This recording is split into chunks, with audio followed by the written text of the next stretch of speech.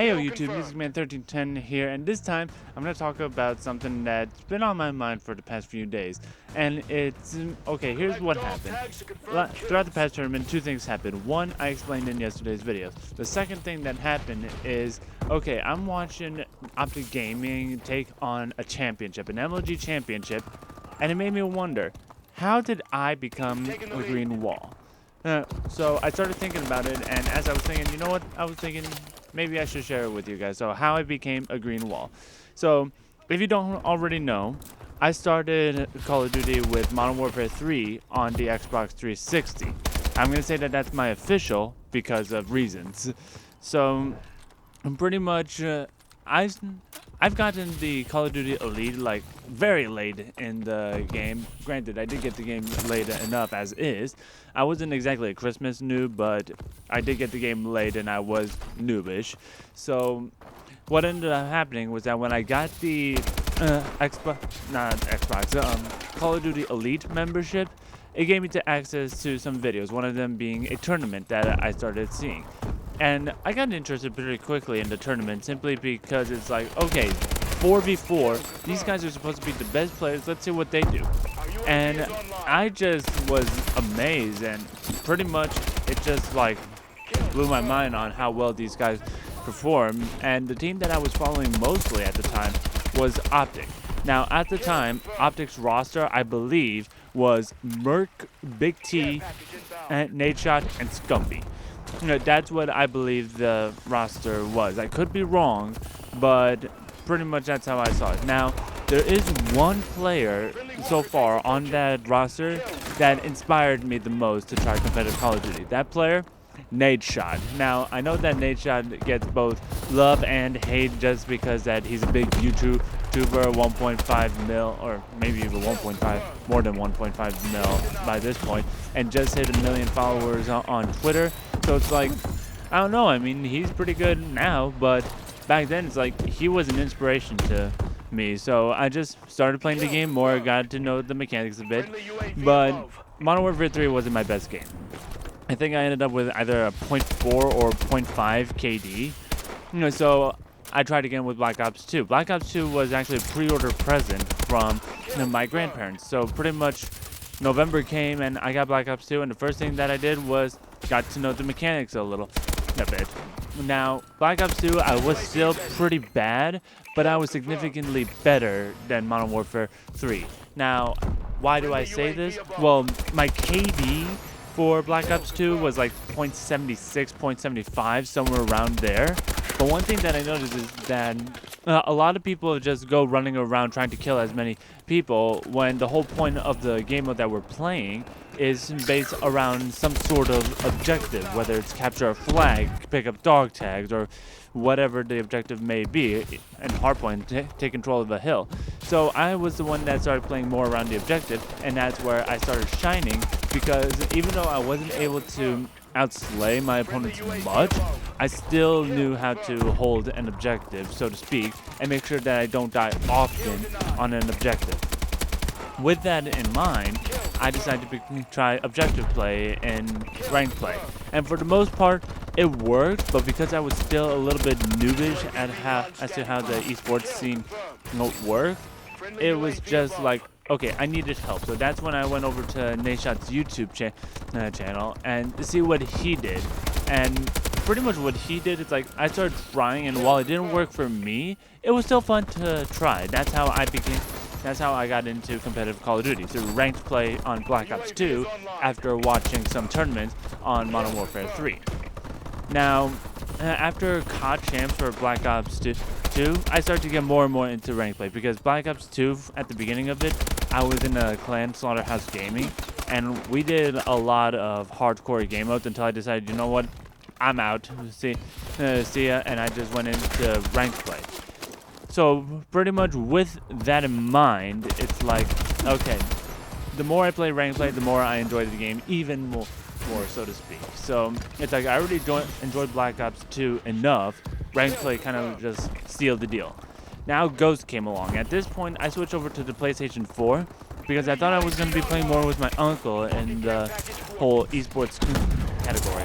Now, unfortunately, they did a lot of banning for Ghost that my uncle didn't like, so he didn't take on the clan v clan thing that originally was for 4 members of each clan to go up against each other. But now they made it to make it look like league play, but we all know that it wasn't.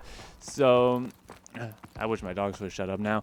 But anyways, so that was just a little bit of a fiasco. Plus, Ghost is when I started game battles a bit.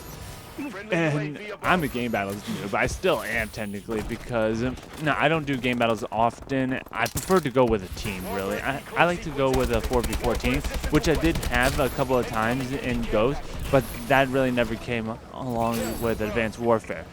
Now, at this point in time, I've already subscribed to Scumpy.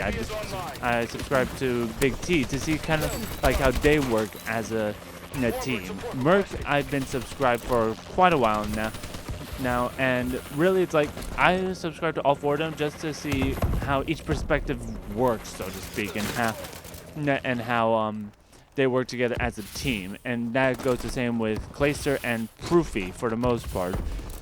Because again, rosters change every year, so I know that Merc left early on in Ghost. They picked up Embo. They picked up before they picked up Embo, they picked up Ricky and Parasite. Then both of them left, and Ricky already knew that that he was out, so they already, actually no, at that time it was let me see if I remember. It was Nate Shot, Big T, Parasite first, and then trying to remember the 4th, Scumpy. Now at that point, they knew that Big T was going to retire, so they needed to pick up a 4th. And what do you know? Clayster was dropped from Complexity after winning another tournament. So they had the replacement for Big T, which was Clayster. But then all of a sudden, after a tournament shortly after, actually no, the tournament that Big T retired, Scumpy actually got mad because a few things went down with the team. I'm not going to go too much into details because they already explained it. And so they needed to pick up, another guy, and that's where Ricky came in. Now, at that point, it's like I knew all this was going on, and I was still a fan simply because I didn't consider myself a Green Wall. I consider myself a Nate Shot fan. But at the same time, it's like I'm still watching all this just so I can become a competitive player myself. So I kind of need to follow up with the team a little bit, or at least that's how I felt. That I need to follow up with the team to see how they work together and how they deal with splitting up and getting new people together, because that's also been happening with me. I've also been in teams where we ended up splitting up, and then I find new people to play with. So afterwards, they picked up Placer, and they picked up Embos. Now, at that point, it's like I didn't know what happened, but Scump decided to just join back. So now the roster that we're looking at was Nashot, Scump, Clayster, and no, Parasite already left, Ricky already left, and Embos. So that was the roster then. Shortly after, like closer towards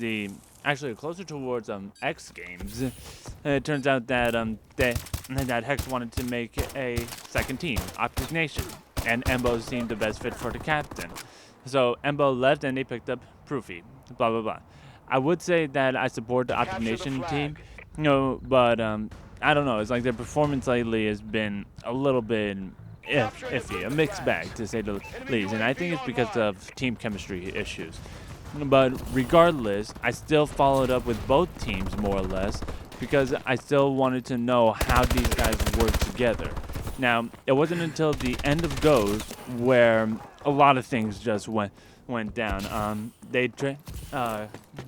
Placer got traded, and Proofy went to OpTic Nation. They picked up Formal, and there was a whole controversy at that time with EP as to how their team is going to do. And it turns out that they just released all contracts, and then boom, Crim6 was technically a free agent, but OpTic already picked them up. So now, if you don't know already, the roster is Nate Shot, Scum, Crim6, and Formal, which to me is like the strongest ever.